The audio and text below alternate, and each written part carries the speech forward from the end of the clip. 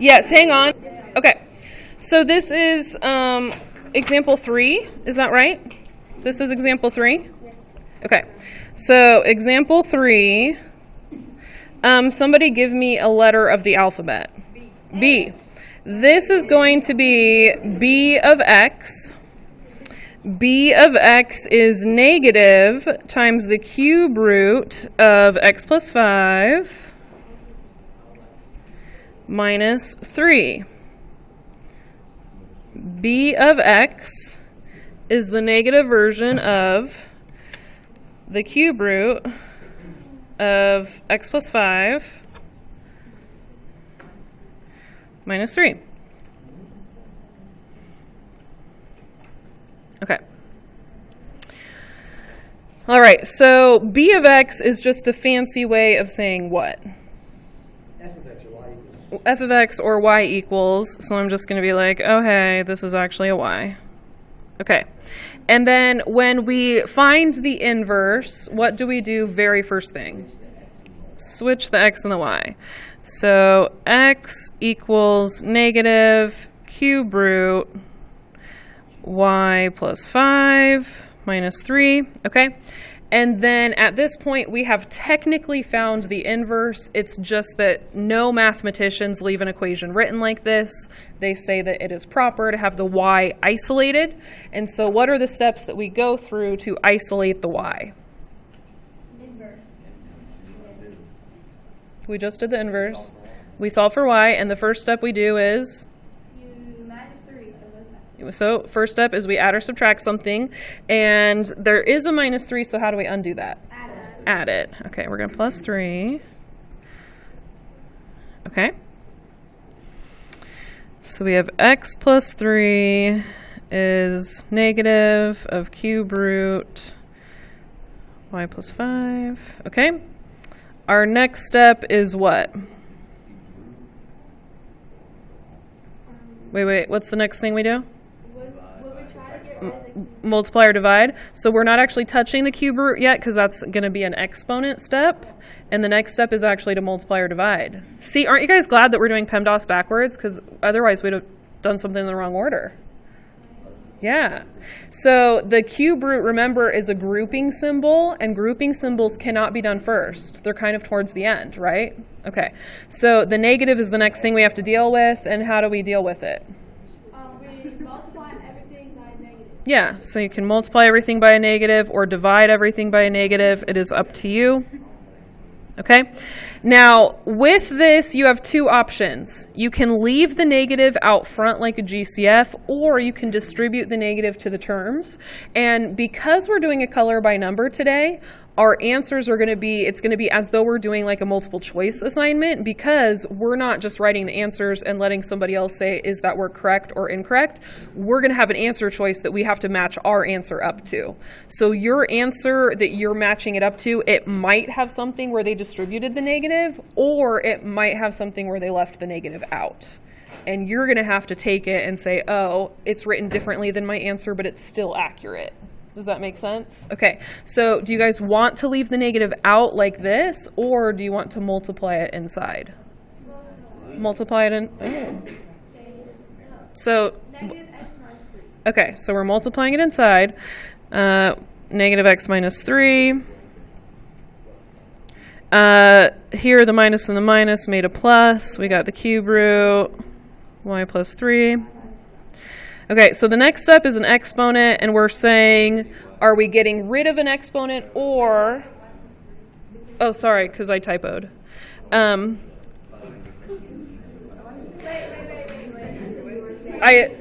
copying down my work, and I'm just writing that my third step is an exponent. So am I getting rid of an exponent, or am I introducing an exponent to get rid of something else? No, because there was a negative in the front, so when I multiply by a negative, it just takes care of that negative in the front, and then it's gone. Yeah, good question. Could a negative outside get into a cube root? Yeah. No, because the cube root is a grouping symbol, it's protecting it. So like think of it like the wall. It's like a house, and this is rain, and the rain doesn't get in the house because the house is securely built. Yeah, okay. So now we've got the exponent.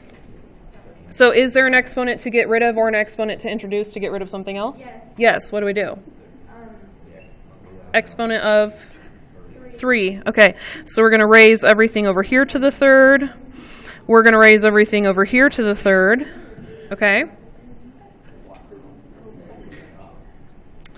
And so the cube root and the third cancel.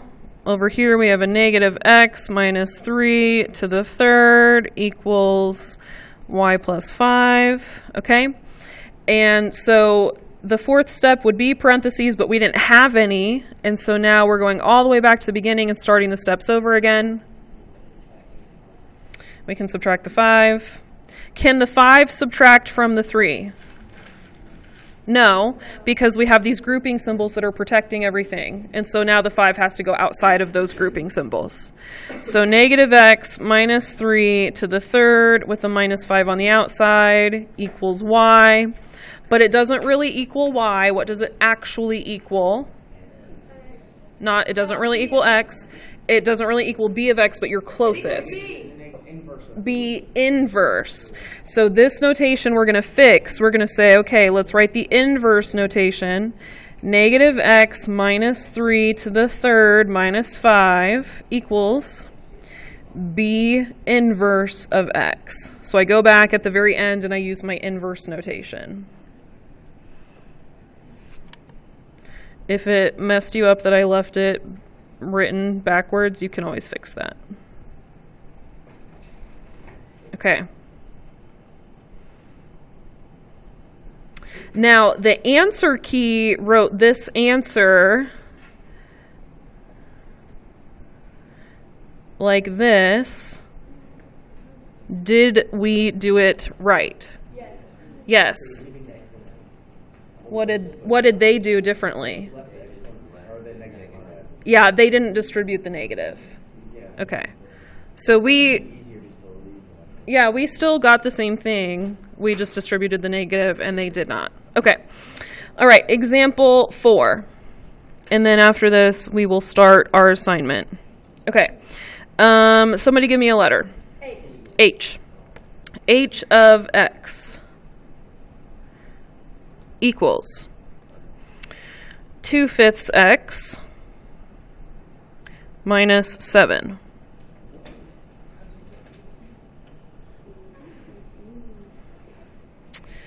Okay, h of x is actually what? It's actually a y.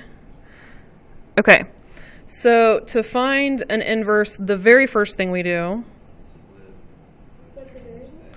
trade the x and y. So right now, this is the inverse. We have found it. In fact, if I let you use Desmos on a test, you'd be done. Yeah, that's why I don't let you use Desmos. But when we practice for the EOC, you'd be done. That's awesome. Yeah. Okay, so we got this, but now we have to solve for y because this is what mathematicians do. The EOC, when we get to the EOC, I'm going to show you all the cheating steps. But in here, we learn math. Yeah, okay. So what should we do first? Add and subtract. Okay. And so what should we... 7 to the other side. Okay. Add it. Add the 7. Okay. So x plus 7 equals 2/5 y. Okay?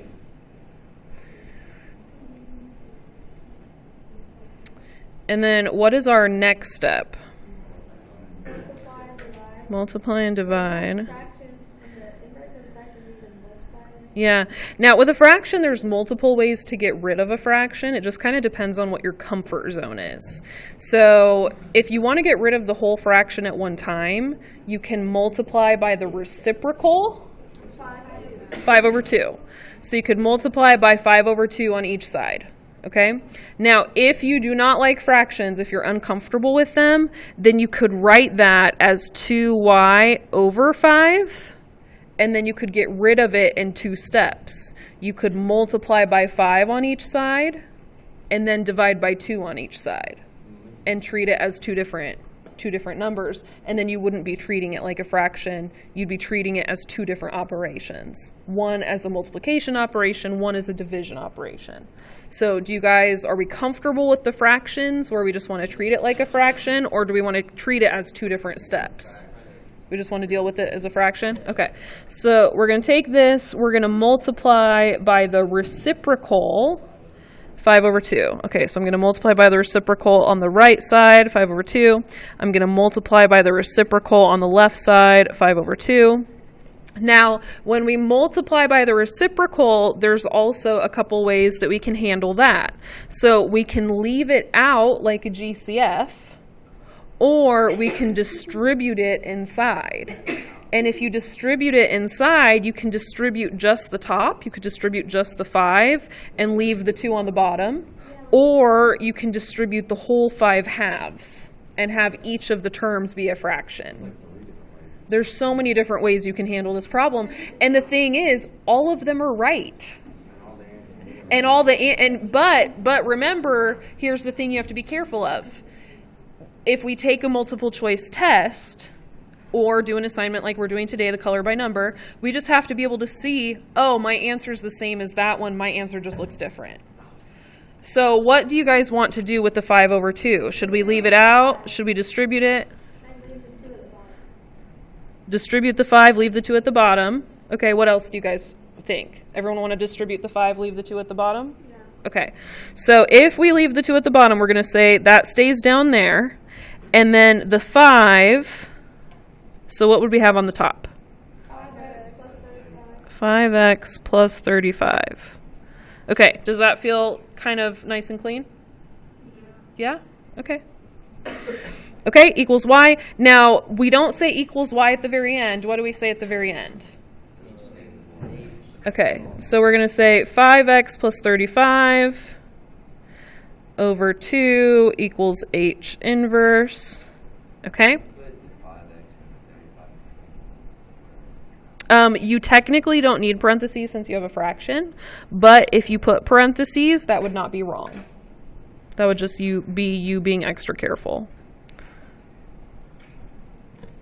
Okay, now the answer key for this one wrote it like this. I just need you guys to tell me if you have the same answer or not. This is what the answer key did. Yes, that's right.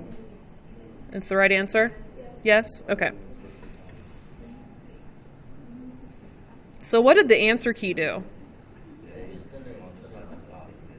They multiplied the top, but they didn't write the answer like a whole fraction. They just took the bottom to the front. Okay. All right, so we're going to go ahead and practice this assignment. Hold on, let me grab. Okay, so, no, this is Biggie Smalls. Yeah. Also, these are the symbols you make with your hands when you really love math, but we do not make these symbols around the school. Okay? Okay. All right. So, on the back, the space, everybody see the space? The space next to each answer is for you to, at the very end of the problem, put in your inverse notation. So you might put y inverse next to the answer. You might put h inverse of x. You might put g inverse of x. You might put f inverse of x. So whatever notation you got for inverse, that's what goes next to every single problem in the blank. Okay? So when I grade these, I'm going to flip it over, and if I see no inverse notation on the back, you are going to get marked down because this is you practicing doing the correct inverse notation. Okay? Let's go back to the front. The first two problems are just words, okay? So if I tell you to take a number, add 1, and multiply by 3, then we're going to do the inverse of that. So the inverse would be to take a number,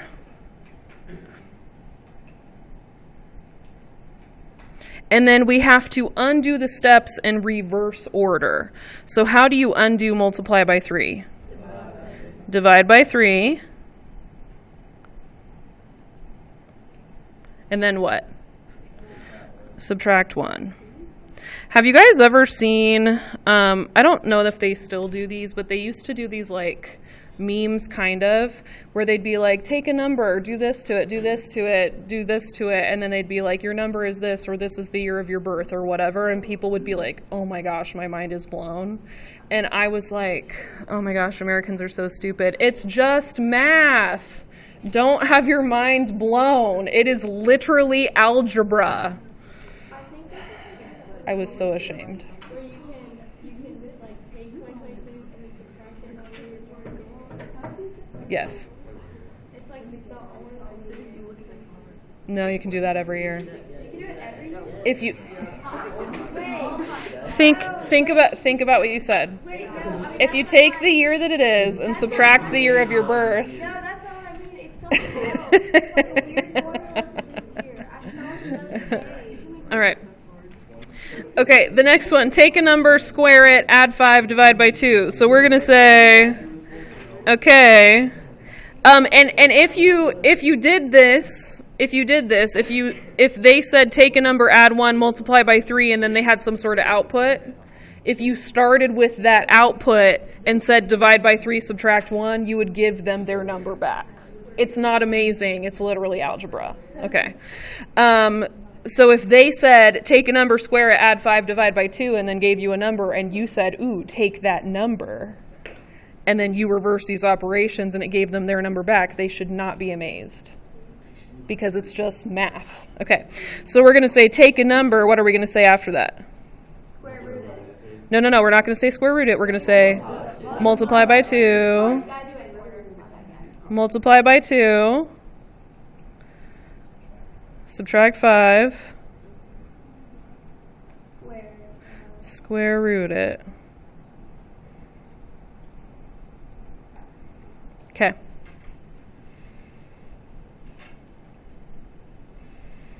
And we can try it if you want. You guys want to try it?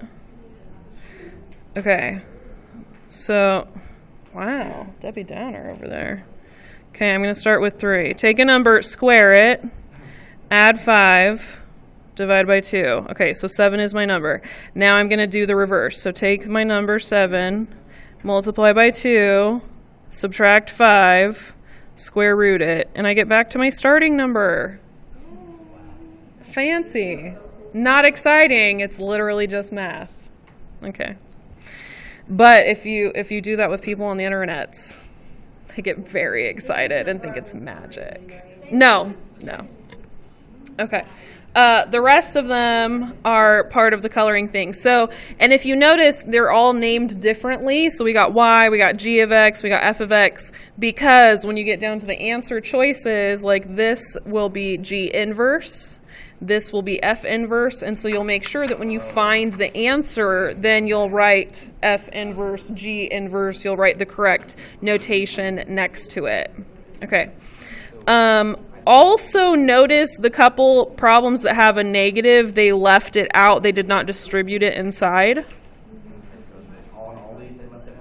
Looks like it. Yeah. They did the lazy math. We like that. Yeah. Okay.